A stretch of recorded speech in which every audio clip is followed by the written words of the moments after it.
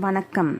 இந்திய அரசாங்கத்தின் அறிவியல் தொழில்நுட்பத்துறை, விக்யான் பிரசார் மற்றும் காரைக்குடி அழகப்பா பல்கலைக்கழகம் இணைந்து வழங்கும் அனுபவம் மூத்த குடிமக்களுக்கான சிறப்பு நிகழ்ச்சிகள். நிகழ்ச்சியின் கருத்தாக்கம் டாக்டர் ஆர். ஸ்ரீதர். ஆலோசனையாளர் மிஸ் கௌசல்யா. நிகழ்ச்சி ஒருங்கிணைப்பாளர் டாக்டர் பாரதி. வணக்கம் நேயர்களே. இன்னைக்கு பாத்தீங்கன்னா நம்ம கிட்ட டாக்டர் டி.எஸ். சூரியநாராயணன் அவர்கள் பங்கெடுக்கிறாங்க. சார் அறிவியல் துறையில பல ஆராய்ச்சிகளை சமுதாயத்துக்கும் பலனுள்ள வகையில பூஞ்சைகளை பற்றி பல ஆராய்ச்சிகள் மேற்கொண்டவர். அவரை பத்தி நான் அறிமுகம் கொடுக்கறத விட அவரோட சுய அறிமுகத்தை அவர்கிட்ட இருந்து நம்ம தெரிஞ்சுப்போம். வணக்கம் சார்.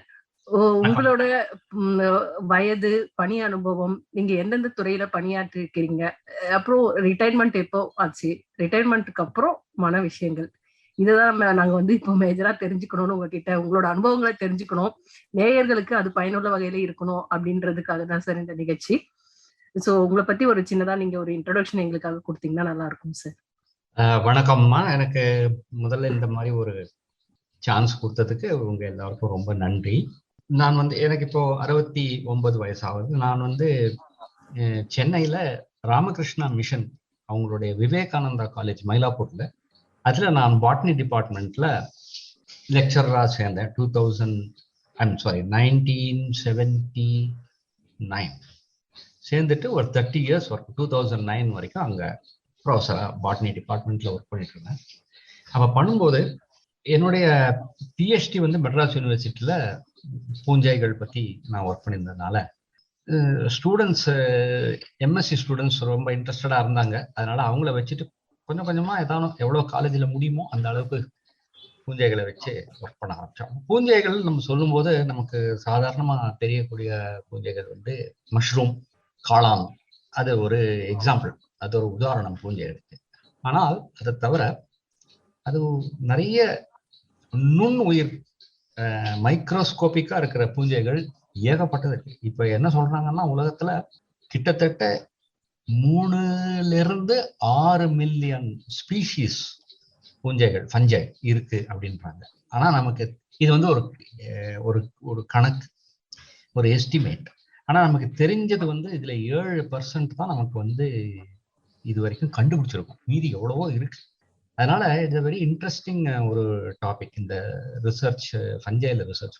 ஸோ அதை வச்சுட்டு நாங்கள் என் ஸ்டூடெண்ட்ஸ் வச்சு சில ஒர்க் பண்ணி கொஞ்சம் நல்ல ஸ்டூடெண்ட்ஸ் ரொம்ப இன்ட்ரெஸ்டடாக பண்ணாங்க. ரொம்ப நல்ல வேலை செஞ்சாங்க. காலேஜ்லேயே இருந்தால் கூட வி குட் பப்ளிஷ், நல்ல ஃபாரின் ஜேர்னல்ஸில் இந்த ரிசர்ச் எல்லாம் பப்ளிஷ் பண்ண முடிஞ்சுது.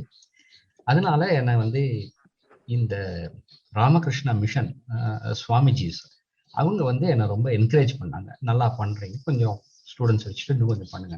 ஸோ அதனால நான் ஒரு இந்த லெக்சரராக இருக்கும்போதே சில ஸ்கீம்ஸ் எல்லாம் அப்ளை பண்ணி சென்ட்ரல் கவர்மெண்ட்டுக்கு, DST, DBT, ministry of environment, world bank, அப்புறம் ICFRE, Indian council for forest research, இவங்க கிட்டெல்லாம் அப்ளை பண்ணி இந்த 30 வருஷத்துல இந்த மாதிரி ப்ராஜெக்ட்ஸ்லாம் எனக்கு கிடைச்சது. அந்த ப்ராஜெக்ட் மணி வச்சுதான் நாங்க ஒர்க் பண்ணிட்டு இருந்தோம். ஸோ 2009 ரிட்டையர் ஆகும்போது மேனேஜ்மெண்ட் என்ன சொன்னாங்கன்னா, நல்ல ஒரு ஒர்க் பண்ணிட்டு இருக்கிறதுனால நாங்கள் தனியா ஒரு லேப் கட்டி உங்களுக்கு தரோம், அதனால நீங்க ரிட்டையர் ஆன அப்புறம் கூட கண்டினியூ பண்ணுங்க ரிசர்ச்சை அப்படி சொல்லி இப்போ அது 2009 இருந்து அவங்க ஒரு இன்ஸ்டியூட் கிரியேட் பண்ணாங்க. சுவாமி விவேகானந்தா பேர்ல Vivekananda institute of tropical mycology. மைக்காலஜினா உங்களுக்கு தெரியும், அந்த பூஞ்சைகளை பத்தி பண்ற ஸ்டடி பேர் mycology. So Vivekananda institute of tropical mycology, அதுல என்ன ஒரு ஆனரரி டைரக்டரை போட்டு என் கீழே ஒரு 3 சயின்டிஸ்ட், ஸ்டூடெண்ட்ஸ் எல்லாம் ஒர்க் பண்றாங்க. இன்னி வரைக்கும் அதான் பண்ணிட்டு இருக்கோம். நிறைய ப்ராஜெக்ட்ஸ் வந்துட்டு இருக்கு. கவர்மெண்ட், சென்ட்ரல் கவர்மெண்ட் ஃபண்டிங் நிறைய இருக்கு. அதை வச்சுட்டு நாங்க ஒர்க் பண்ணிட்டு இருக்கோம். நன்றி சார். சொல்லுங்க. இப்போ உங்களுக்கு இந்த அறிவியல் துறையில எப்படி ஆர்வம் ஏற்பட்டது? எப்படி நீங்க இந்த அறிவியல் துறையை தேர்ந்தெடுத்தீங்க சார்? பள்ளி படிப்பு முடிஞ்சோடனே எல்லாருக்கும் ஒரு ஒரு கனவு இருக்கும். உங்களுக்கு இந்த அறிவியல் துறையில வரணும் அப்படிங்கிற ஆர்வம் எப்படி ஏற்பட்டதுங்க சார்? சின்ன வயசுலயே என்னுடைய மாமா குருசுவாமி அவர் வந்து ஒரு நேச்சுரலிஸ்ட், கெமிஸ்டா இருந்தார், பட் நேச்சுரலிஸ்ட் அவர். எனக்கு இந்த பறவைகள், பேர்ட் வாட்சிங், அது ஒரு ஹாபியா இருந்தது. ஸோ அப்போவே வந்து ஒரு சயின்ஸ்ல ஒரு இன்ட்ரெஸ்ட் வந்தது. பியூசி முடிச்சப்புறம் டாக்டர் ஆகணும்னு ட்ரை பண்ணினேன். டாக்டர் சீட் கிடைக்கல. அப்போ சரின்னு சொல்லிட்டு பிஎஸ்சி பண்ணிட்டு பிஎஸ்சி பாட்னி, எம்எஸ்சி பண்ணும்போது பாட்னி பண்ணும்போது பிரசிடென்சி காலேஜில் நான் பண்ணிட்டு இருந்த போது மெட்ராஸ் யூனிவர்சிட்டியில் ஒரு இன்டர்நேஷ்னல் சிம்போசியம் அவங்க கண்டக்ட் பண்ணாங்க. அந்த எங்க காலேஜ்ல இருந்து பக்கத்துலேயே யூனிவர்சிட்டி இருக்கிறதுனால நாங்கள் போயிட்டு அந்த சிம்போசியத்தை அட்டன் பண்ணாங்க. சிம்போசியம்னா என்னன்னு அப்போ அவ்வளோ ஒன்றும் தெரியாது. பட் அங்கே போய் பார்த்தபோது நம்ம புத்தகத்தில் படிக்கிற அந்த சயின்டிஸ்ட் எல்லாம் அங்கே வந்திருந்தாங்க. ஸோ அவங்கள நேராக பார்க்கறதுல ஒரு பெரிய ஆச்சரியமா இருந்தது. அமெரிக்கா, நிறைய வெளியூர், ஜெர்மனி, இங்கிலாந்து, பிரான்ஸ், வேற ஊர்ல இருந்து வந்தாங்க. இவங்களுடைய பேரெல்லாம் புத்தகத்துல நம்ம கிளாஸ்ல அந்த படிக்கிறோம். அவங்கள நேர பார்க்கும்போது அவங்க லெக்சர்ஸ் எல்லாம் கொடுத்தாங்க. சிலதெல்லாம் அந்த லெவல் புரியலன்னா கூட ஒரு ஒரு இன்ட்ரெஸ்ட் வந்தது. சரி, நம்ம கூட இந்த ஃபஞ்சை படிக்கலாமே அப்படின்னு. அப்படிதான் வந்து பூஞ்சைகள் படிக்கணும்ன்ற ஒரு ஒரு இன்ட்ரெஸ்ட் வந்து மெட்ராஸ் யூனிவர்சிட்டியில அந்த சமயத்துல வந்து ரிசர்ச் அப்ளை பண்ணி கிடைச்சது. அதனால அங்கே பண்ணி research. That is how I developed interest in science and especially in the study of fungi microbiology. நன்றி சார். பூஞ்சைகளை பத்தி படிக்கலான்ற ஆர்வம் உங்களுக்கு எப்படி வந்துச்சு அப்படின்றத பத்தி சொன்னீங்க.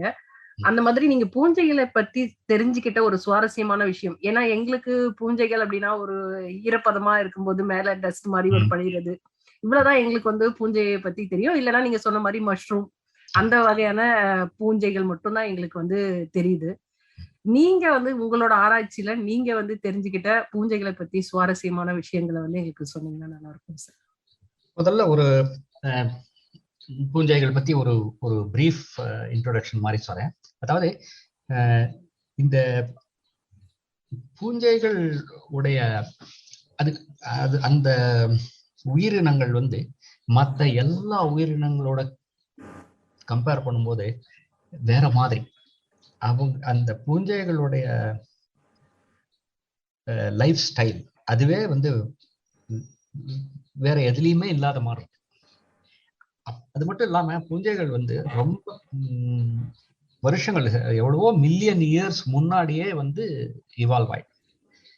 இப்ப என்ன சொல்றாங்கன்னா, பூஞ்சைகள் வந்ததுனால தான் முதல்ல வந்து செடிகள் வந்து நீர்ல இருந்தது.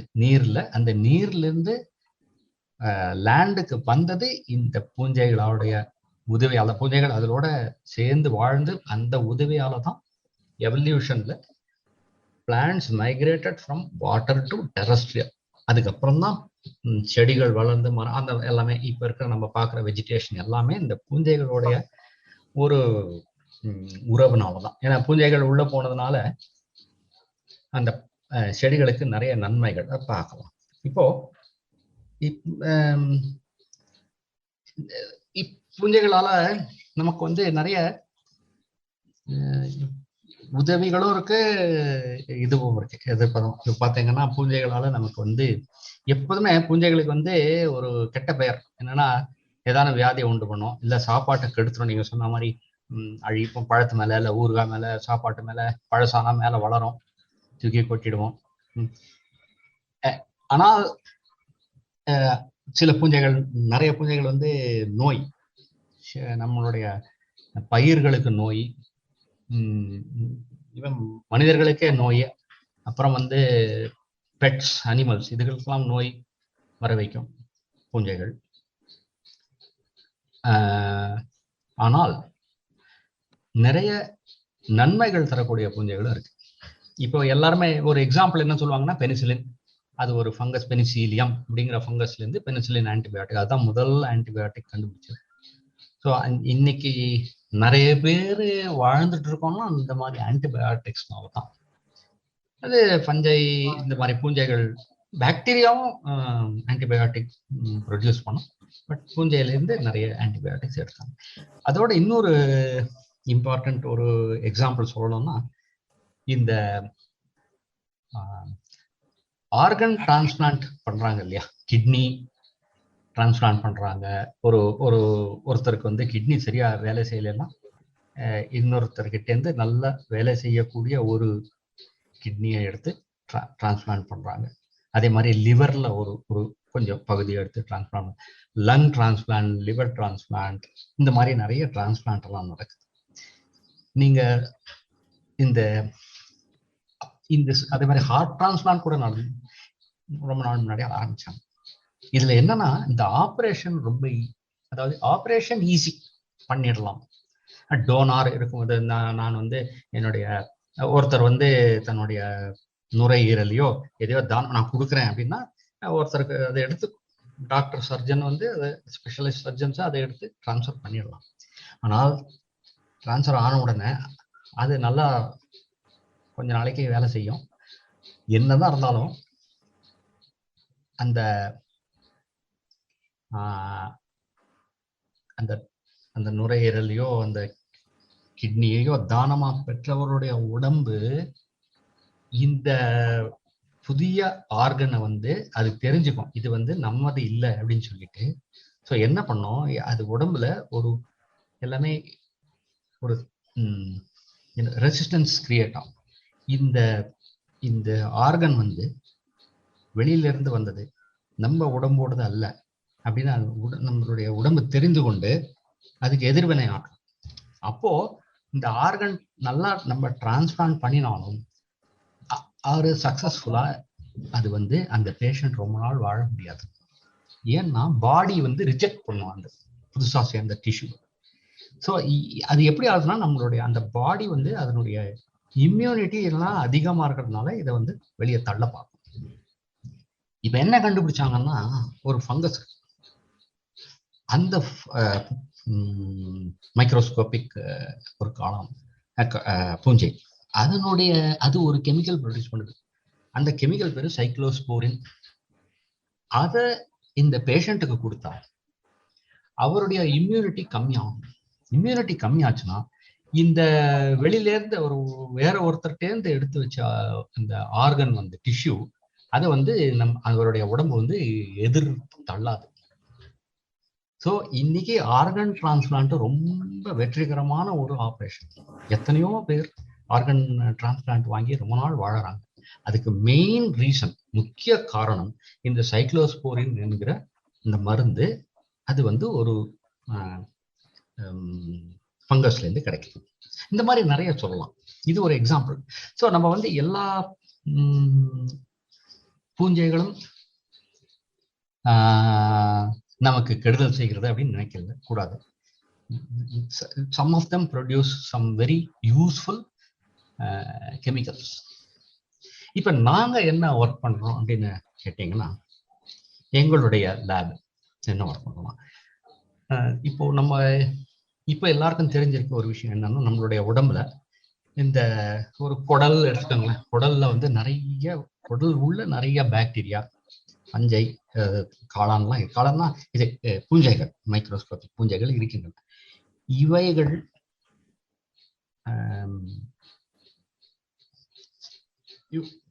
ஒருத்தருக்கு ஒருத்தர் வேறுபாடு இருக்கும். இதுல சில பேருக்கு நிறைய இந்த ஸ்பீஷீஸ் ஆஃப் பாக்டீரியா அந்த இது குடல்ல இருக்கும், இன்னொருத்தருக்கு வேற ஒண்ணு இருக்கும். அந்த மாதிரி அதுக்கு ஏத்த மாதிரி நம்மளுடைய குணாதிசயங்கள் கூட மாறுறதுன்னு சொல்றாங்க.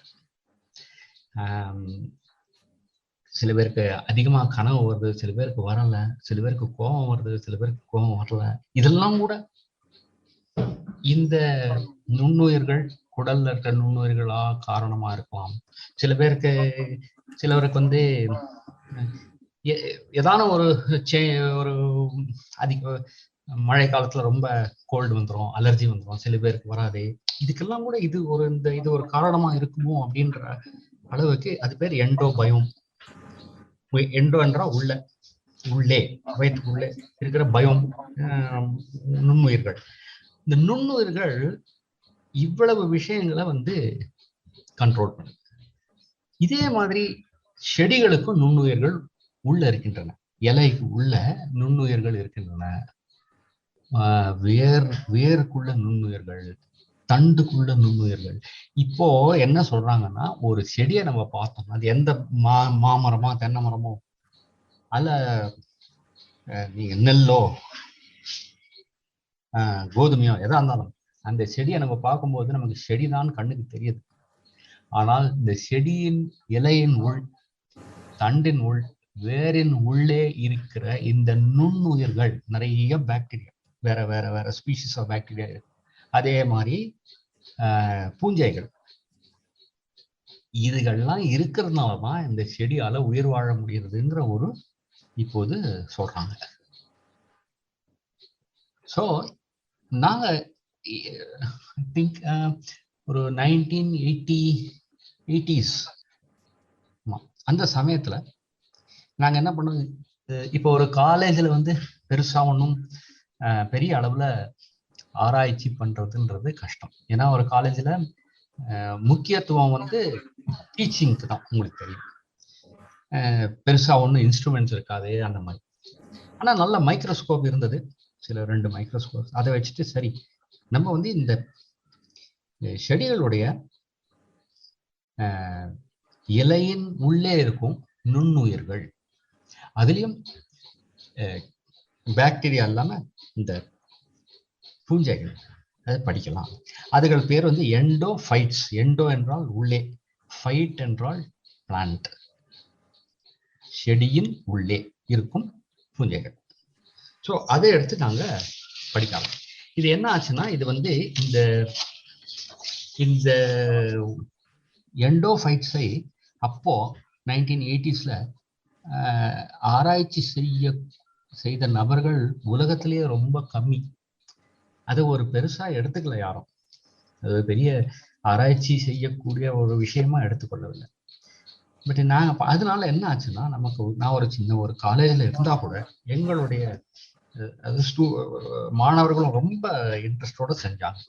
அதனால திடீர்னு எங்கேயோ உலகத்துல, அமெரிக்கால, சைனால, ஜப்பான்ல, இந்த மாதிரி இடங்கள்ல இதே மாதிரி அந்த சமயத்துல வேலை செய்தவர்கள் கொஞ்சம் நல்ல அதிகமான வேலை செய்து இந்த மாதிரி எண்டோஃபைட்டாக இருக்கக்கூடிய பூஞ்சைகள், அதுகள் இருக்கக்கூடிய அந்த செடிக்கு நிறைய நன்மைகள் பயக்கின்றன. இப்ப அது உள்ளே இருந்ததுனால, அதுகள் நிறைய உள்ள இருக்கிறதுனால, வெளியில இருந்து ஒரு நோய் உண்டாக்கக்கூடிய ஒரு பூஞ்சையோ அல்லது ஒரு பாக்டீரியாவோ அதை அணுக முடியாது. அதே மாதிரி ஒரு செடி வந்து நம்ம வந்து ஒரு செடி வந்து இதுல வளர்றதுன்னு வச்சுங்க. இந்த நிறைய உப்பு தண்ணி இருக்கிற இடத்துல ஒரு செடி வளருதுன்னா, அந்த செடியுடைய இலையோ அல்லது வேரோ அதுல இருந்து இந்த எண்டோஃபைட், இந்த மைக்ரோஸ்கோபிக் பூஞ்சையை எடுத்து பார்த்தீங்கன்னா, அது வந்து உப்பு அளவே தாங்கக்கூடியதா இருக்கும். ஏன்னா அது அந்த உப்பு இருக்கிற இடத்துல இருந்து எடுத்தனால அதுக்கு அந்த தன்மை இருக்கும். இப்போ ஒரு உப்புல வளர முடியாம ஒரு செடிக்கு இந்த பூஞ்சையை எடுத்து இது உள்ள அனுப்பிச்சிட்டோம்னா, இதுக்கும் உப்புல வளரக்கூடிய தன்மை வந்துடுது. இதெல்லாம் கண்டுபிடிச்சதுனால இவங்க வந்து இது வந்து நம்ம வந்து இந்த எண்டோஃபைட் பூஞ்சைகளை நம்ம வந்து செடிகளின் ஸ்ட்ரெஸ் டாலரன்ஸ் அதிகமான, இப்போ ஒரு பாலைவனத்துல ஒரு செடி இருக்கு, அந்த செடியில உள்ள இருந்து நம்ம வந்து ஒரு பூஞ்சையை எடுக்கிறோம். உள்ள இருந்து எடுத்து பார்த்தீங்கன்னா, அந்த பூஞ்சை வந்து அதிக அளவு டெம்பரேச்சரை தாங்கக்கூடியதா இருக்கும். அதை கொண்டு வந்து நம்ம இங்க சாதாரணமா வளரக்கூடிய ஒரு செடியோ ஒரு தாவரம் கிராப்பா கூட இருக்கும், அதுல போட்டீங்கன்னா அதுக்கும் அந்த உஷ்ண அந்த ஹீட்டை தாங்கக்கூடிய தன்மை வந்துடும்.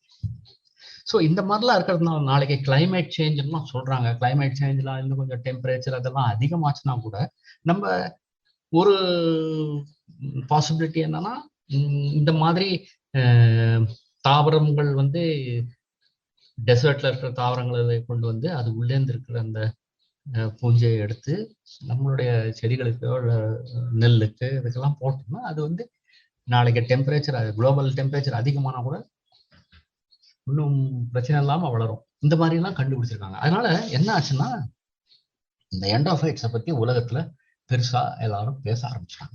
அது மட்டும் இல்லாம இந்த எண்டோஃபைட்ஸ் வந்து நம்ம வந்து ஒரு செடியில இருந்து எடுத்தோம்னா அதை பாத்தீங்கன்னா அது வந்து புது புது கெமிக்கல்ஸ் ப்ரொடியூஸ் பண்ணுது. புது ஆன்டிபயோட்டிக்ஸ், அப்புறம் வந்து கேன்சரை தடுக்கக்கூடிய தன்மை உள்ள கெமிக்கல்ஸ், இதெல்லாம் அதுகள் அந்த அந்த பூஞ்சைகள்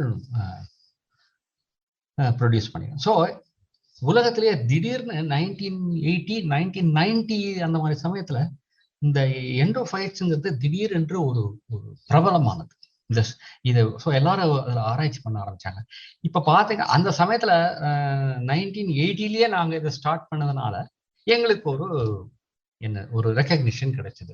இப்போ இவங்க பண்ணிட்டு இருக்காங்க. அதனாலதான் காலேஜில் இருந்தா கூட எனக்கு எங்க லேபுக்கு வந்து ஒரு ரெக்கக்னிஷன் கிடைச்சது. நன்றி சார். சொல்லுங்க.